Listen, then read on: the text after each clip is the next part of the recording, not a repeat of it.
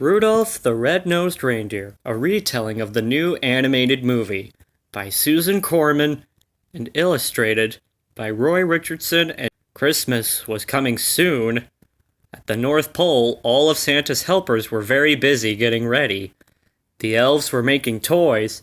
Rudolph and the other young reindeer were training for the reindeer games. At the games, Santa would choose the strongest and bravest reindeer to draw his sleigh.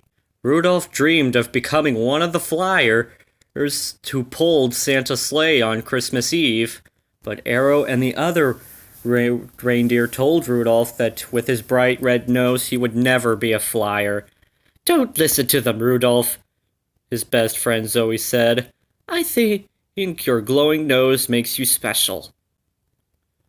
Santa's helpers couldn't wait for Christmas to arrive, but there was one person at the North Pole who hated Christmas: the evil Ice Queen Stormella. Several years ago, Stormella had closed her ice bridge to Santa's helpers and vowed to punish anyone who stepped across it. As Stormella looked into her snow globe, she laughed wickedly. "This is the year that I'll destroy Christmas," she cried. On the day of the games, Rudolph, the reindeer stadium was crowded with fans. Rudolph was charging down the track, just about to win the sleigh race, when Arrow began to taunt him again. "You'll never be a flyer with a nose that glows," Arrow cried. Rudolph tried to ignore Arrow's mean teasing, but his nose glowed bright red in anger. As Rudolph crossed the finish line, the judges disqualified him. They said Rudolph had broken the rules with his glowing nose. "I'll never be a flyer now," Rudolph thought, ashamed. He was so upset he ran away from Santa's village. The 4 sprites of the Northern Lights secretly helped Rudolph as he wandered alone through the cold. They lit up an entrance to a warm cave and helped Rudolph make 2 kind friends: Slyly the fox and a polar bear named Leonard. Back at Santa's village, Santa and Rudolph's parents were very worried about Rudolph. Rudolph's best friend was worried too. She decided to settle out alone to search for him. She was determined to find Rudolph, even if it meant crossing Stormella's ice bridge. Stormella cackled with delight as she saw Zoe stepping across her ice bridge. Stormella and her pack of wolves quickly surrounded Zoe and trapped her. Then Stormella threw Zoe into the ice dungeon and locked the door. One night, Rudolph stood outside thinking about his family and friends back home. Suddenly, the 4 sprites of the Northern Lights danced in the sky above him. "Zoe is in terrible danger," they told him. "Only you can help her." "But how?" Rudolph asked. "By using your special nose that glows," the sprites told him. In the morning, Rudolph woke his friends, Slyly and Leonard, and told them that he had to leave for Stormella's castle at once. Leonard remembered a secret way to get inside the castle. "No one who goes inside Stormella's castle comes out alive," Slyly warned his friends. Rudolph knew it was dangerous, but Zoe was his best friend. He had to rescue her. Slyly stayed behind as Rudolph and Leonard entered the pitch-black tunnels under Stormella's castle.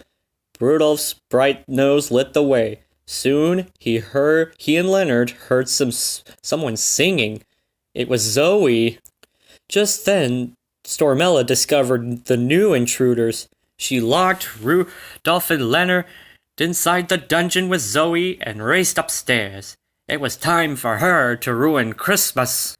The wicked Ice Queen waved her wand and unleashed her stormy masterpiece, a fierce blizzard that had swept across the North Pole. "Soon Santa's village will be buried under snow," she cried. Rudolph and the others had to find a way to save Christmas, but they were trapped inside Stormella's castle until a surprise visitor appeared. Slyly had stolen the key to Stormella's dungeon. He quickly unlocked the door and the prisoners escaped, but before the 4 friends could get away from the castle, Stormella's wolves tracked them down. Stormella was furious. "Who shall I freeze first?" she demanded. Then she pointed her wand at Zoe. "Leave her alone," Rudolph shouted. His nose blazed red, blinding Stormella. She toppled backward over the ledge of the mountain. Rudolph and the others started back towards Santa's village. On the way, they met two elves who had come to look for them.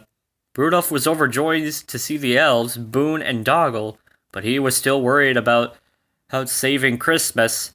They had stopped Stormella, but it was too late to stop her terrible storm. Back at Santa's village, Santa was making an announcement. "I'm sorry, friends," he said, but I have to cancel the Christmas Eve launch. We can't fly the sleigh in weather like this. And besides that," he added sadly, "Rudolph and Zoe are still missing." Just then, Santa noticed a bright red light approaching. Rudolph and Zoe had arrived home safely. As Rudolph stared at Rudolph's glowing nose, he had an idea. "Rudolph, with your nose so bright," he asked, "won't you guide my sleigh tonight?" With Rudolph proudly leading the way, Santa's sleigh soared into the sky. "Merry Christmas!" Santa called out. "Ho, ho, ho!" Rudolph's nose glowed more brightly than a star. It was Christmas Eve, and his dream had come true. He was a flyer at last. The end.